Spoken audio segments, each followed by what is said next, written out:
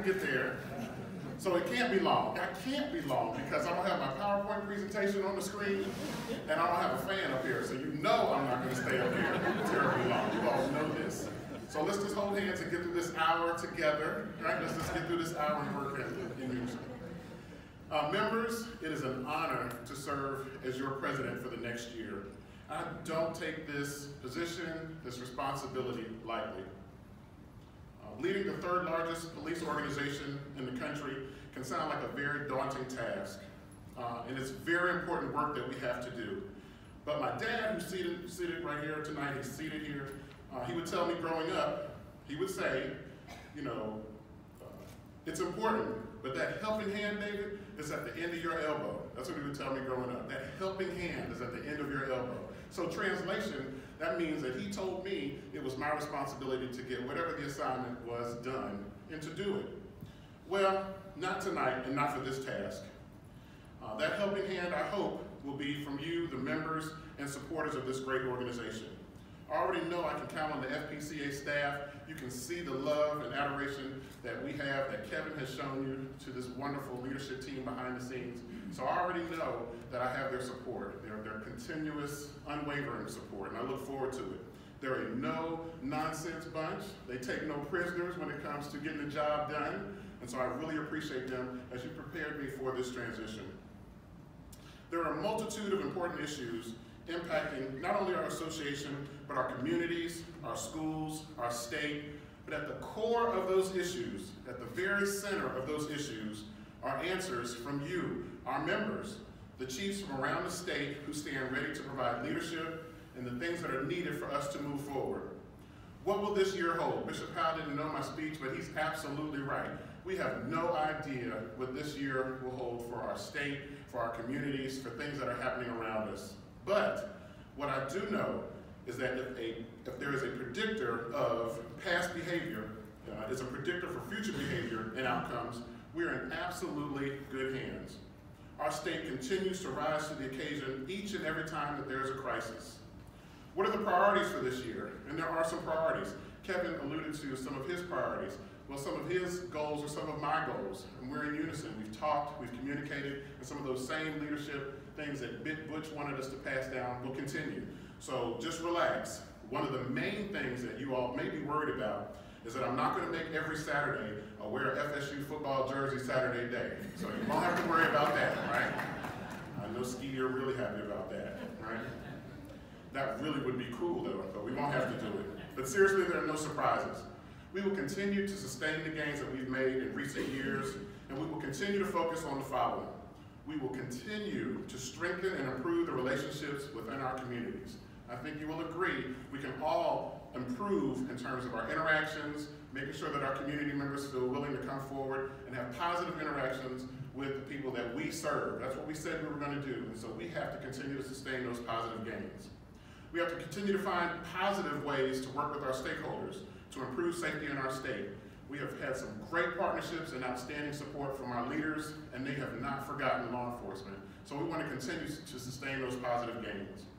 We want to respond appropriately as it relates to stand your ground and any other law, issue, or circumstance that may surface. We are the leaders. We're the ones that have to take the lead and make bold, positive statements as it relates to incidents when they happen around our state. We also have to continue to focus on officer wellness and safety.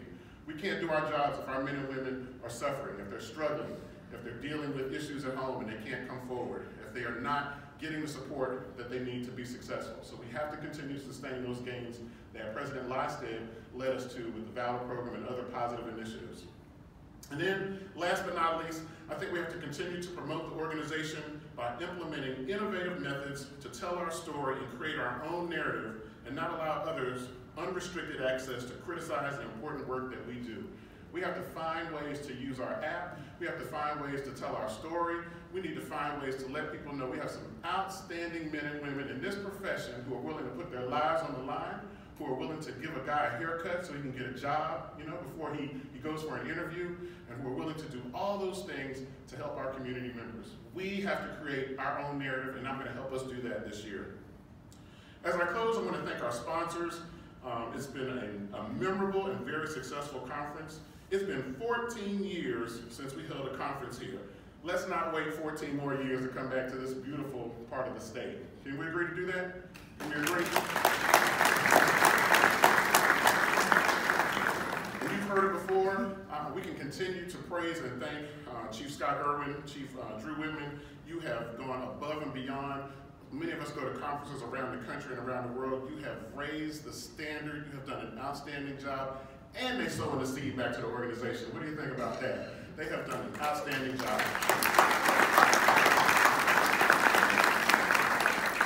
Special shouts out to Dean Hanna, Mr. Banyan Pelham, the officers from the Florida State University Panama City campus who are here, shoulder to shoulder with the other men and women serving and protecting. Thank you all for your work and commitment.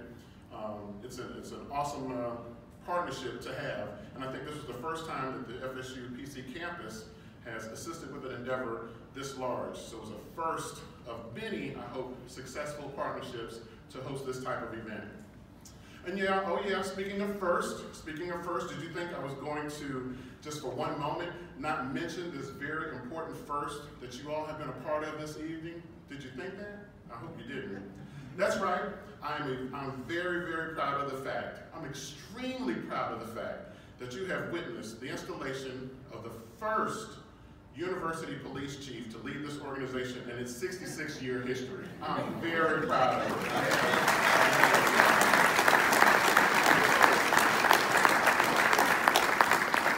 It's not about being the first. It's not about being the first. It's about how I'm going to lead this organization. All the previous presidents have left it in a better shape, in a better condition than they found it, and that's my goal, to leave it better than it was when I found it. So it really, really matters. This opportunity to serve would not be possible if it were not for the unwavering support of leaders at Florida State University, including the president of the university, John Thrasher, who gave me a call today and said he wished he could have attended. I would have never asked President Thrasher to come because I know how busy he is. But he sent his #1 man here, who is my immediate supervisor, and that's the Vice President for Finance and Administration, Kyle Clark here. Kyle, raise your hand, please. Kyle is the Vice President.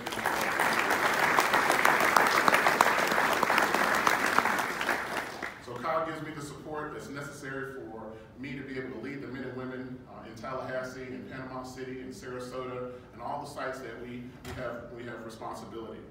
He is the person that handles all of the financial responsibilities for the university. More than $1 billion of budget, more than 73 countries' budget around the world, and that's his responsibility, and so I'm so honored and proud to work for Kyle and the leadership of President Thrasher. So let's give them another round of applause.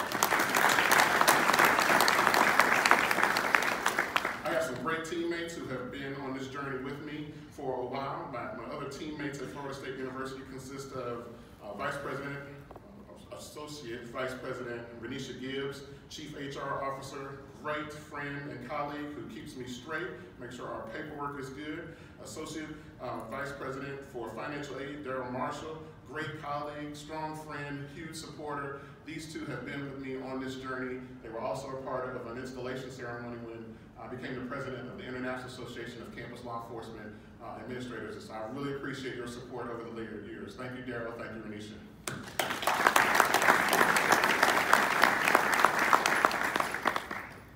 And my supporting cast of heroes within the FSU Police Department. I woke up extra early this morning. They will tell you that I said, man, this is the first move-in that I've ever missed in my career of campus law enforcement safety, public safety. First move-in ever.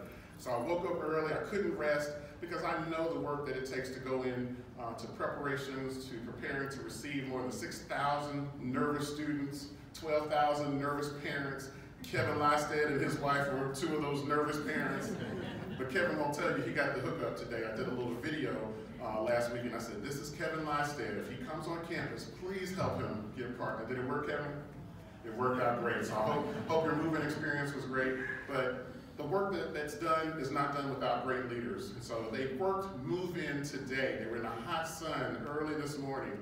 They drove across the state to get here. And so those are the type of leaders that allow me to go out and do some of the great things that I'm able to do to represent our association and our state.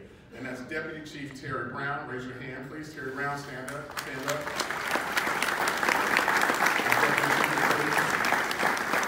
And my two captains, my right and left-hand captains, Captain Jason Trumbauer and Captain Justin Malloy. Please stand up. Please stand up.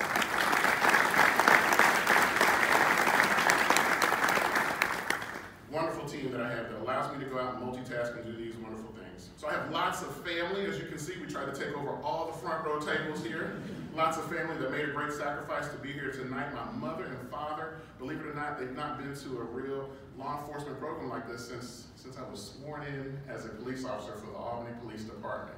This is their second big event that they're both able to attend. They live in Augusta, and they travel across the state to be here, so I'm extremely happy to have them there. My big little brother, 6'11", is all here. My aunt and uncle from Leary, Georgia, my father-in-law from Leary, and you know, it's unfortunate we lost my mother-in-law this year. Amy, I understand the sorrows and some of the feelings that you expressed because it was a significant loss. And Dorothy Scott would be here tonight if she really could, so I know she's here in spirit. My cousins are here. Friends from Tallahassee, like the Callaways. The Callaways are here tonight. Great leaders and supporters of the community, just part of my network and people that keep me grounded. Every time I see Jimmy Callaway at a football game, you know you need at least 10 more pounds, Chief. Keep working on it. He stays in my ear about health and fitness, and I really appreciate his support. And Don, I appreciate you supporting him. My best friend from college is here. Greg made the drive from Atlanta, Georgia. I have family friends here like the Hunters, who we've known for 20 years. They've been a blessing to us. They've helped us tremendously over the years. And so it's just a lot of people that I just consider my support network. There's one gentleman that's not here. He's from Ocala, Florida. His name is Gorham Black, Colonel Gorham Black. And at the age of 26, he saw more of me than I saw in myself when he asked me to be the chief of police at Albany State University at the age of 26. So he's in Ocala suffering from some health challenges. He sends his regards, but I told him I was still going to mention him because he's a part of that connection to where I am today. At this moment, I also want to recognize the Nadell family. They're in Cooper City expecting their first grandchild, so if you know the Nadells, tell them I give them a pass for waiting on their first little bundle of joy as grandparents. Two of my rock star children are here today. I'm so proud of them. I'm so proud of all three of my children. Nia, who is the boss of everyone in our family, has maintained all A's into the 9th grade. She's never made a B in her life. She's definitely on her way to becoming a civil rights lawyer, so watch out. My son Nicholas, who co-owns the best burger restaurant in the South. He has a restaurant in Valdosta, Georgia. So if you're near Ella's Top Corral, stop by. He's a very young, awesome, excellent entrepreneur doing great things. And then my supporting, praying wife, Tanya, who did decide to attend this program only after I convinced her that I would keep my jokes short and I would just not spend a lot of time. So she said, okay, I'll come. I will be here if you can do those two things. But seriously, she too has been a part of this important moment. It's been a journey, right? I was a narcotics agent and I was living my own life, making my own cases, doing those things to help keep drugs off the streets in Albany, Georgia. And she was the person who brought the job application home to me to be the chief of police when I was 26 years old. And come to think of it, Tan, you remember the application that had salary of $37,000 on it? You remember that? So I did accept that position to start this career of leadership and management in policing. And last but not least, my spiritual compass, my bishop, Victor L. Powell. You've heard his words. I hope you felt some of the care and concern and passion that he just passes on to the members that he leads over, the people that he comes in contact with wherever he travels. He's such an awesome leader. He's watched my journey. He's watched my growth. And you have to really understand what I'm about to say. He's also told me that he saw this years ago when I was being sworn in at Florida State University. He told me that, hey, I just see more. I see something else down the road for you. So I really thank you for your support. I thank you for driving from Albany, Georgia to Clemson, South Carolina to conduct Bible study once a month from the months of April to June. When we couldn't find a church, you would drive with about 10 people there. So I thank you for that. I thank you for the calls. I thank you for the support. You're just an awesome leader, and there's a lot more coming for you, a lot more, all right, the way you've taken care of people and treated people. So thank you so much. Thank you all. Thank you for your attendance here tonight. I want to thank Sheriff McNeil, who called me in advance and said, I got to be in the room. I got to be here. I said, Sheriff, you got a lot to do. You don't need to be here. He's like, David, I'm coming. I said, yes, sir, I understand. I want to thank retired Chief Proctor for coming. Got that same call, David, this is important. I said, Chief Proctor, you got things to do, you and your wife. He says, David, I'm coming. So I want to thank you all for making that sacrifice, for coming. And Frank Adderley, somewhere in the room. Frank worked out for 2.5 hours a day, so hopefully he's getting some rest now. But I want to thank all those supporters that have been there for me. So in the famous words of a new head football coach at Florida State University, he says, you know, leaders make no excuses, and it's all of our responsibility. When we leave out of these doors tonight, we must go forward and do something good to help others. That means lead men and women in the right direction, be bold, stand up, do the right thing, because I'm going to do the right thing for this organization. Thank you all so much for this opportunity, and I look forward to working with the Florida State Student Association.